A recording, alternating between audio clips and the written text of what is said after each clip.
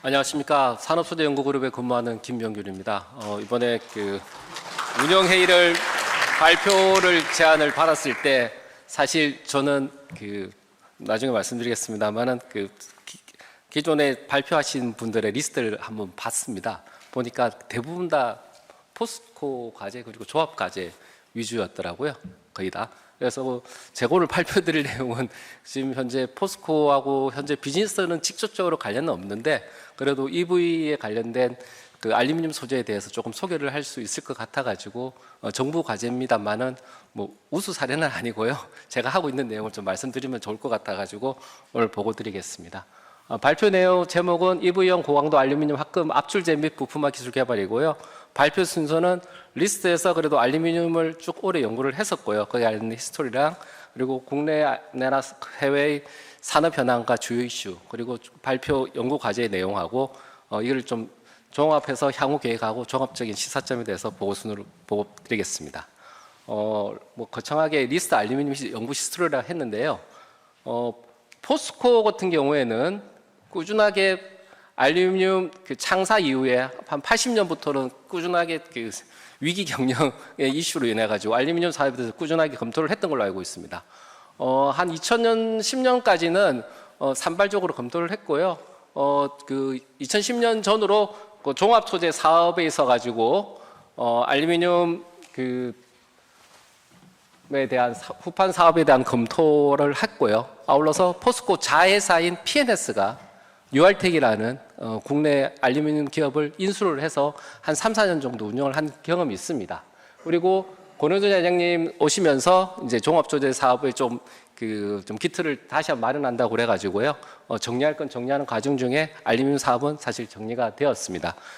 이후에 포스코 내부적으로는 해외사의 일례로 테슬라의 기가프레스에 대한 이슈나 그런 이슈가 있을 때 가끔 이제 판재 사업을 검토한 적은 있습니다.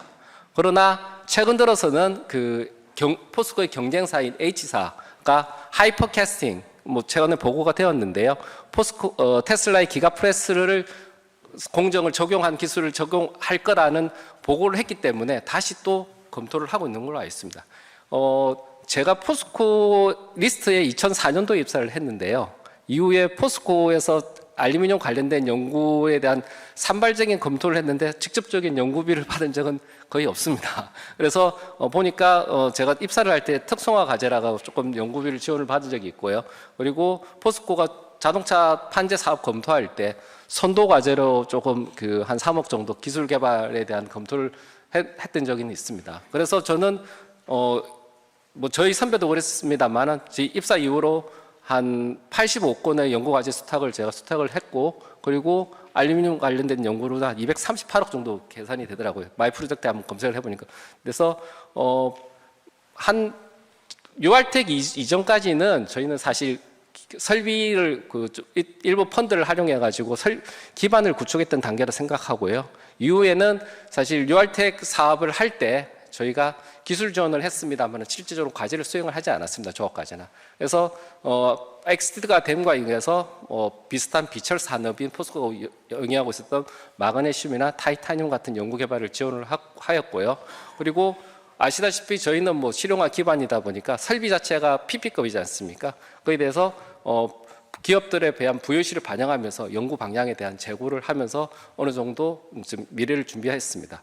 최근 들어서 아시다시피 전기 자동차가 계속 지속적으로 증가되고 시장이 커짐으로 인해 가지고 알루미늄 소재에 대한 이슈가 따라서 저 같은 경우에는 대형 정부 사업에 좀 기획도 참여를 하였고요.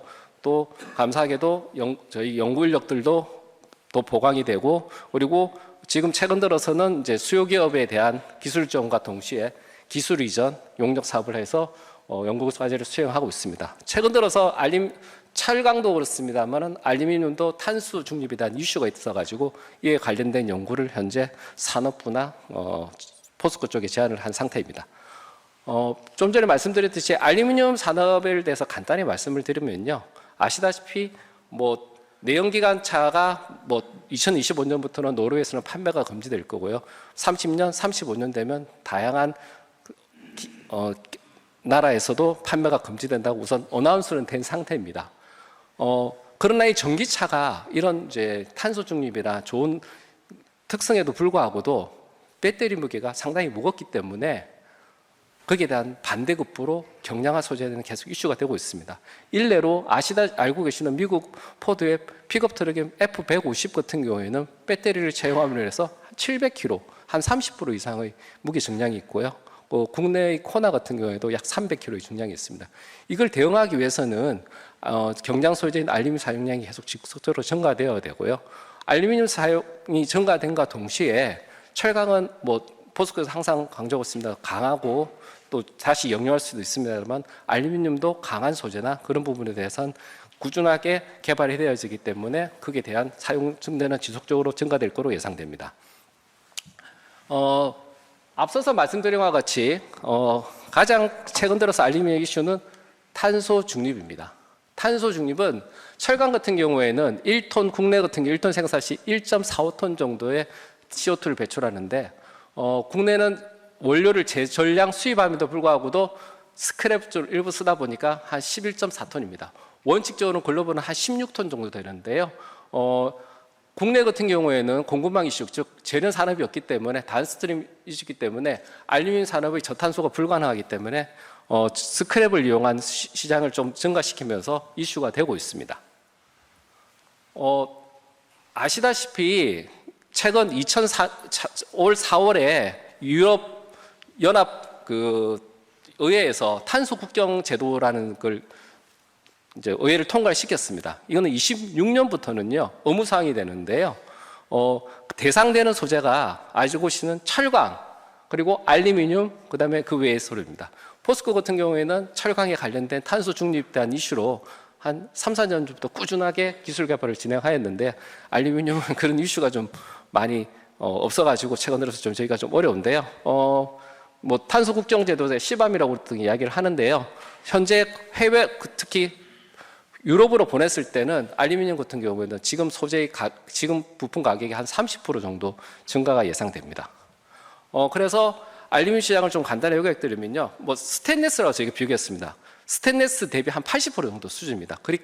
왜냐하면 양은 많은데요. 한 1억 톤 정도 생산이 돼서 유통이 되는데도 양은 많은데도 가격이 상대적으로 좀 저렴하기 때문에 스테인리스의 한 80% 정도 수준이고요. 국내 같은 경우는 시장이 세계의 양쪽으로 봤을 때는 6, 7위 정도 수준이고 5% 내외 수준입니다. 시장에서 말씀드렸고요. 저희가 연구 과제로 좀 오늘 소개드릴 내용은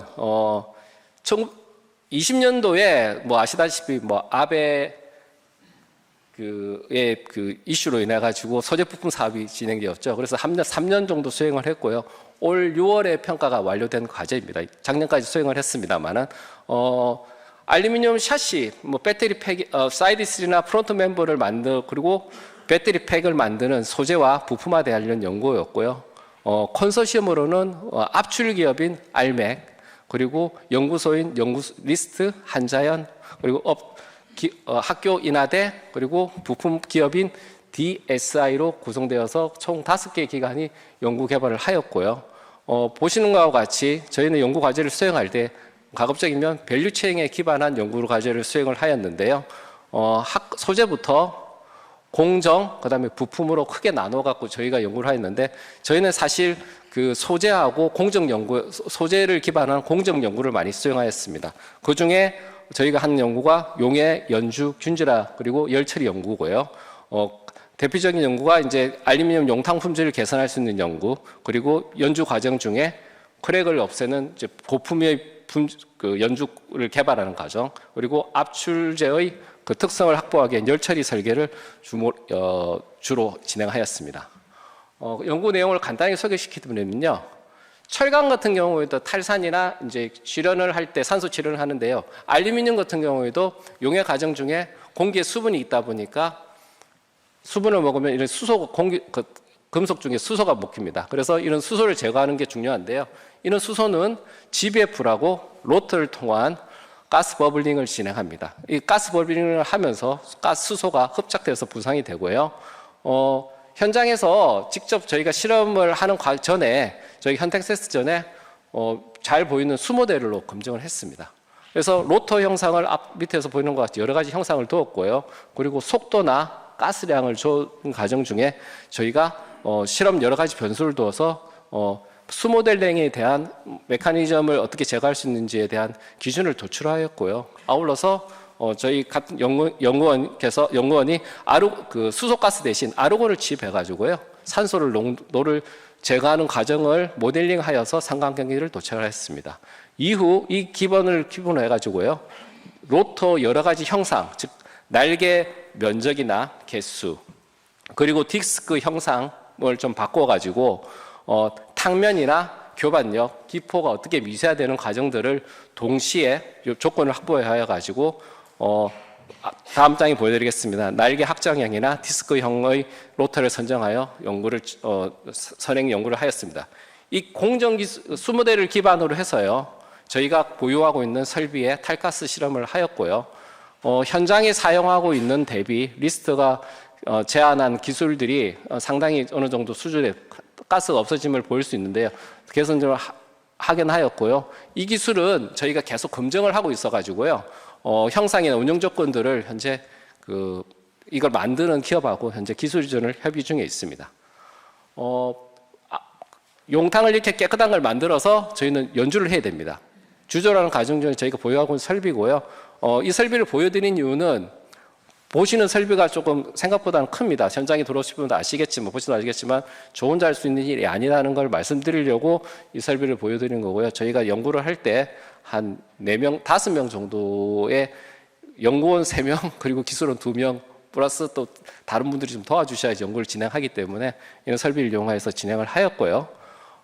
이렇게 만든 설비를 가지고 저희가 냉각 수량이나 그다음에 이제 주소, 그다음에 뭐 연주하는 거는 이제 저희 원장님도 전문가시니까 잘 아시겠지만 그런 부분을 제어를 해서 해야 되는데요. 저희 같은 경우는 합금이 좀 한 10 이제 용지로서 한 10% 정도 들어가거든요. 그러다 보니까 마그네슘이나 징크에 대한 편석이 좀 심합니다. 그래서 그에 대한 편석 제어나 그다음에 균일한 조직을 확보한 것을 저희가 좀 기술화, 패키지화하고 노하우를 만들어서 상반기에 주간 기업의 기술 이전을 실시를 하였습니다. 아울러서 이렇게 만들어진 빌렛은 저희 압출 이전에 적정한 조건을 최적의 조건을 제한을 해야 되는데요. 업체 같은 경우에는 사실 공정을 빌렛을 이제 이렇게 균질을 처리하는 과정 중에서 그런 노하우가 없습니다. 그래서 저희가 좀 용해하는 온도나 그리고 조직이나 그다음에 시간을 좀 바꿔 가지고 어느 정도면 좋을 것 같다라는 거를 저희가 결과를 보여주면서 업체한테 제안을 해서 기존에 한 24시간 균질화 하던 거를 현장에 12시간 정도 제한을 해서 에너지 절감 측면에서나 이제 공정을 단축하는 측면에서 좀 제안을 드렸고요. 마지막 연구 결과는 마지막인데요. 저희가 이제 만들어진 저희가 압출기는 저희가 보유하지 않기 때문에 저희가 균질화된 빌렛을 업체한테 제공을 하면 이를 업체는 압출이라는 형상을 샤시를 만듭니다. 샤시를 만들면 열처리를 설계를 해야 되는데요. 열처리 설계 과정 중에 저희가 혼자 할 수 있는 게 사실 저희는 이제 단순하게 열처리에서 평가하는 과정만 진행을 하기로 했었는데요. 저희가 하다 보니까 합금 설계에 대한 부분에 대해서도 주관 업체라 기관하고 같이 협업을 했고요. 아울러서 미세 조직에 대한 부분은 보이진 않은데 좀 부분에 대해서 어느 인자가 가장 중요한지를 해석적으로나 저희 프로그램을 가지고 있기 때문에 그걸 활용을 해서 그리고 해석과 실험을 저희가 같이 병행을 하였거든요. 이런 맵을 그려가지고 적절한 열처리의 강도를 고객이 원하는 열처리 강도를 얻었고요. 아울러서 고온열화라는 표현을 했는데요. 배터리가 아시다시피 온도가 올라갔다 내려갔다 하기 때문에 소재에 대한 열화 특성을 많이 이제 고온 물성을 떨어뜨립니다. 그래서 어느 정도 고온에서 물성을 갖는 소재도 개발할 수 있게 저희가 지원을 하였습니다. 저희가 앞서서 말씀드린 것 같이 전체 과제에서 저희는 일부만 연구를 한 내용입니다만은 다행스럽게도 이런 기술을 바탕으로 해가지고요. 주광기업 같은 경우에는 작년 기준으로 한 약 300억 남짓의 사업화를 좀 보고가 되는 바람에 저희가 이 과제를 수행하면서 우수과제로 산업 우수과제로 지금 추천을 받은 상태입니다. 연구 내용은 이렇게 말씀을 드렸고요. 이러한 기술을 개발을 하면서 저희가 이슈가 되었던 게 저희가 과제가 마무리가 된 과정 중에 기업하고 이슈됐던 게 이 기업이 사실 벤츠나 다임러에 그 납품을 하는 기업입니다. 그러다 보니까 좀 전에 말씀드렸던 탄소 국경 조정세가 이슈가 되었습니다. 그게 대표적인 게 알루미늄인데요. 그러다 보니까 자기들은 수출을 해야 되는데 한 30% 정도 더 돈을 내면서까지 수출하는 게 이슈가 되다 보니까 저희하고 아이디어를 만드는 과정 중에서 이걸 피할 수 있는 게 스크랩을 쓰는 방법 외에는 없다라는 걸 도달을 하게 되었습니다. 그래서 스크랩이라고 하면 뭐 이제 우리가 알고 있는 공정 중에 가공 스크랩도 있습니다만 그 가공 스크랩은 엄밀히 말해서는 스크랩이 아닙니다. 그 우리가 말하는 스크랩은 아니고요.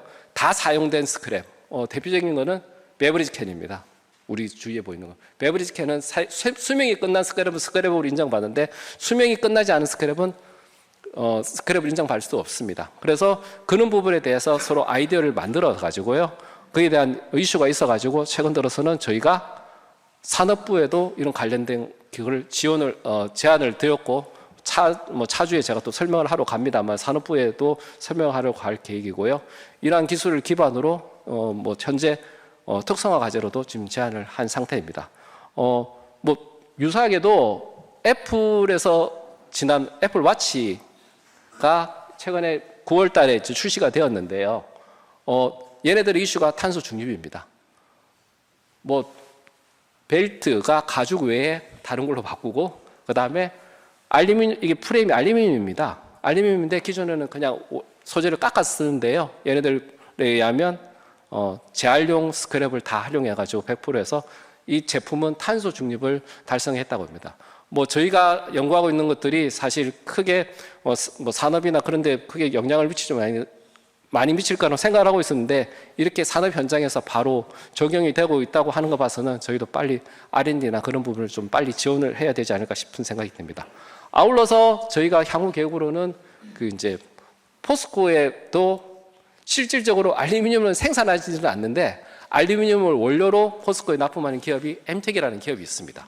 엠텍은 가까이 있습니다만 탈산재를 한 약 3만 톤 내지 4만 톤 정도 생산을 하고 포스코에 지금 공급을 하고 있는데요. 최근 들어서 같이 미팅을 하면서 보니까 얘네들에 대한 신사업도 있습니다만 탄소 부분에 대한 이슈가 또 있는 것 같습니다. 물론 탄소 부분을 배출량을 저감함과 동시에 원료를 좀 더 저렴한 걸 살 수 있기 때문에 원가 절감의 효과도 있습니다만 그런 부분에 대해서 저희가 지금 현재 협업 중인데요. 탈산재에 대해서 탄소 배출량을 저감시킬 수 있는 스크랩을 잘 사용할 수 있는 방법에 대해서 저희가 과제로 지금 협업을 할 계획이고요. 아울러서 엠텍 같은 경우는 사업이 알루미늄 사업을 하는 것 중에 용해로가 있으니까 포스코 도금용 알루미늄 소재가 좀 꽤 많이 한 10,000톤 정도 쓰이는 것 같습니다. 그런 부분에 대해서도 지금 인고 사업에 대해서도 저희가 같이 지원하기로 지금 현재 진행 계획이며 내년도에는 조합 과제 혹은 다른 과제로도 계획이 되지 않을까 싶습니다. 지금까지 발표한 것을 우선 좀 정리를 드리면요. 사실 저희가 보유하고 있는 설비나 기술들은 기본적으로 실용화에 기본하고 있습니다. 다른 연구소나 사실 연구소하고 비교를 하면 저희는 이제 기초적인 부분은 조금 인력이나 그런 부분이 좀 떨어지는 건 사실입니다만은 사실 실용화를 기본으로 하다 보니까 기업에서 상당히 많은 요청이 있습니다. 그래서 저희가 과제를 하면서 느꼈던 게 수요 기업에 기반한 연구를 우선 기획을 하고요. 정부 사업이든 포스코 사업은 포스코 비즈니스 똑같습니다만은 그리고 우리가 갖고 있는 설비랑 그걸 한다면 기업과 소통이 원활히 할 거고요. 이로 인해 가지고 좀 상용화를 할 수 있는 기반을 만든다면 좀 더 성공할 수 있는 과제를 만들 수 있지 않을까 생각되고요. 그리고 과제를 진행하는 동시에 저희들어서 환경 이슈에 대한 게 좀 있어가지고 스크랩이라는 좀 아이디어를 발굴을 하였고요. 향후에는 전문성이나 컨소시엄과의 협업 그리고 이제 이런 규제 등에 대응하는 아이디어를 발굴하여서요. 국내 기관 대비 리스트 고유 특성을 살린 R&D 활동을 지속할 계획입니다. 이상입니다.